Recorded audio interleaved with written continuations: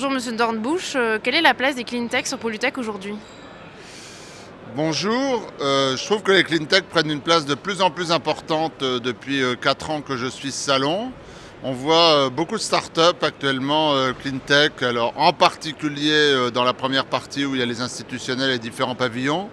Mais j'ai vu au moins une bonne cinquantaine de startups cleantech, assez diversifiées. On voit plusieurs dans l'énergie, en particulier autour de tout ce qui peut être biomasse énergie.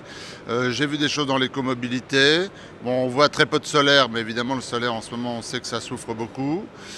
Donc j'ai été assez impressionné par le développement des cleantech sur le salon. Je pense que par rapport à il y a 4 ans, il y a même 2 ans, il y a eu une forte croissance. Les innovations cleantech sont plus marquantes cette année sur le salon?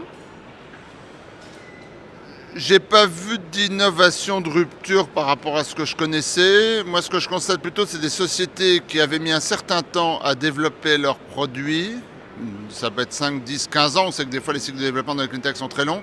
Qui aujourd'hui arrivent à une relative phase de maturité sur leurs produits et sont au stade de chercher à voir comment les commercialiser, comment les commencer à les commercialiser à grande échelle.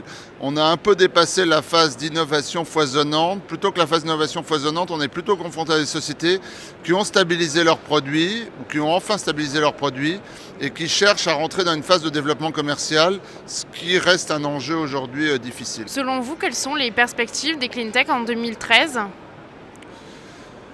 On peut prendre grand secteur par grand secteur. Donc bon, il y a évidemment l'immense question du solaire. Donc le solaire, c'est paradoxal, à l'échelle mondiale, ça a connu une expansion incroyable.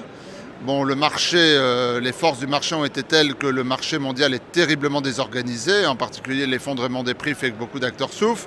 Enfin, il est clair que sur le long terme, le solaire va redémarrer. La question, c'est quand ? Alors la France est elle-même un cas particulier dans le solaire, puisque dans un domaine mondial qui est particulièrement sinistré, la France est ultra sinistrée, en particulier à cause d'un certain nombre de décisions étatiques relativement étranges. Deuxième domaine, l'éolien, qui souffre un petit peu aussi de la désorganisation du marché. Alors en France, l'éolien est quasiment à l'arrêt aujourd'hui. Je ne sais pas s'il y aura un redémarrage de l'éolien en France, alors peut-être autour de l'éolien offshore.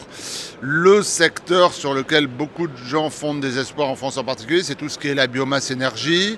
Il y a eu un relatif développement du biogaz cette année, même si, du biogaz, même si ce n'est pas aussi rapide qu'espéré. Il faudrait que ce secteur prenne de l'ampleur. C'est sans doute le secteur qu'il faudrait pousser en priorité en France aujourd'hui. Et puis après, il y aura évidemment tout ce qui peut concerner l'efficacité énergétique. J'ai trouvé intéressant tout ce que présente la ville de Lyon autour du programme Ville à énergie positive, NEDO, etc.